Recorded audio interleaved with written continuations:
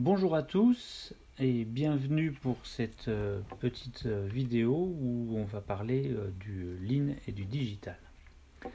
Alors, le lean et le digital arrivent pas comme ça d'un seul coup. Ça s'inscrit dans une démarche de long terme qui, au fil des différentes révolutions industrielles qu'on a pu vivre, nous amène à ce qu'on appelle maintenant l'industrie 4.0. Alors cette industrie 4.0 elle-même, finalement, au départ, il y avait le taylorisme et le fordisme avec une offre supérieure à la demande. Et puis à partir de 1973 et du premier choc pétrolier, on a amélioré un peu les entreprises en mettant un peu plus d'exigence finalement avec la notion de qualité. Et puis à partir de l'année 90, on a commencé de parler un peu du lean, où finalement on a ajouté cette notion de délai pour quand même servir un peu mieux les clients. Et puis depuis 2010, finalement, ce lean a un peu évolué et puis on a parlé un peu plus d'agilité euh, pour rendre les entreprises un peu plus flexibles et adaptables au marché dans lequel elles pouvaient évoluer. Alors quand on dit industrie, c'est évidemment les entreprises manufacturières, mais aussi les entreprises du service. Alors, un petit rappel pour parler un peu du lean et puis des gains que l'on peut en attendre. Le lean va s'attacher à améliorer les entreprises sur différents axes de progrès. Donc, le premier, évidemment, c'est la sécurité pour que les travailleurs et les collaborateurs travaillent dans la sécurité et la sérénité. Deuxième, ça va être la qualité des produits et du travail qui est accompli. Le troisième, les notions de délai. Donc, faire les choses dans le délai qui est demandé initialement, le tout en maîtrisant les coûts. Et le cinquième facteur à ne pas négliger, c'est le management, parce qu'il va falloir que le management s'adapte à ce nouvel environnement et puis sache comment piloter tout cela.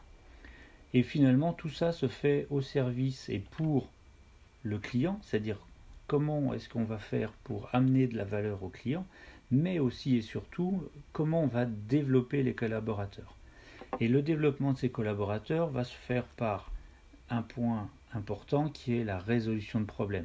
Ce n'est pas des grosses résolutions de problèmes, mais ça va être la résolution de problèmes du quotidien avec les standards qui vont être en support de cette résolution de problèmes.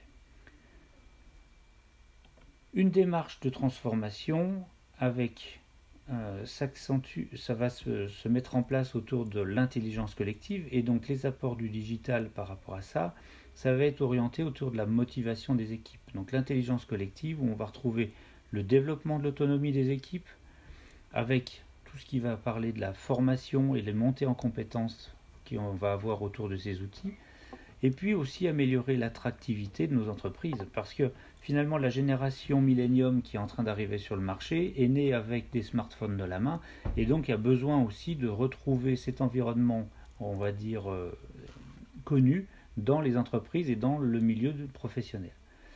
Le dernier point sur la partie motivation, c'est aussi le partage d'informations et essentiellement lié aux équipes qui peuvent être distantes et donc pas forcément tous les jours l'un en face de l'autre.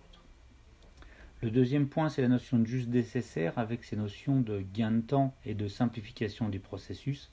Et donc là, ça va être essentiellement les collectes de données, les rédactions rapides de standards, et puis globalement pour avoir un peu moins de tâches administratives et de papier à traiter. Le dernier point, la remise en cause permanente, et donc là, ça va être du pilotage, du temps réel de captation d'indicateurs, et puis de la collecte au plus proche des collaborateurs. Le tout étant pour maîtriser la variabilité des processus. Alors, depuis quelques temps, XL s'appuie sur des partenaires. Donc, le premier, c'est Usitab. Donc, Usitab est une entreprise qui crée, via en fait un certain nombre de formulaires, va collecter des données sur le terrain avec des tablettes et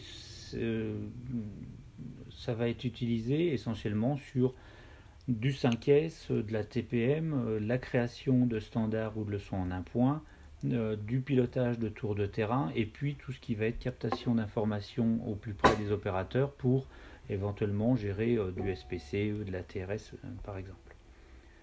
Le deuxième prestataire, Albert Deloin, donc, qui accompagne les entreprises depuis déjà de très nombreuses années sur le flux tiré juste à temps et a développé un logiciel qui s'appelle AD6 et qui permet de mettre tout ceci en fait en digital et puis par exemple de créer des Kanban électroniques ou de gérer aussi le DDMRP.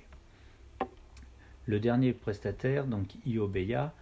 Donc Iobeya est une entreprise qui permet de faire des salles virtuelles pour permettre aux collaborateurs à distance d'avoir un lieu de partage commun où on peut retrouver finalement les indicateurs, des feuilles de route, des plans d'action et pour pouvoir faire tout ce qui est animation à intervalles courts avec un support commun et partagé. Alors les outils c'est une chose, par contre il ne faut pas oublier que l'homme est le cœur de l'entreprise et le cœur d'une démarche d'excellence opérationnelle. Donc la stratégie de l'entreprise doit être orientée au service des collaborateurs, mais aussi le pilotage et l'attractivité doivent se faire pour les collaborateurs. Et donc la technologie n'est qu'un support pour aider les collaborateurs à faire mieux leur travail dans de meilleures conditions.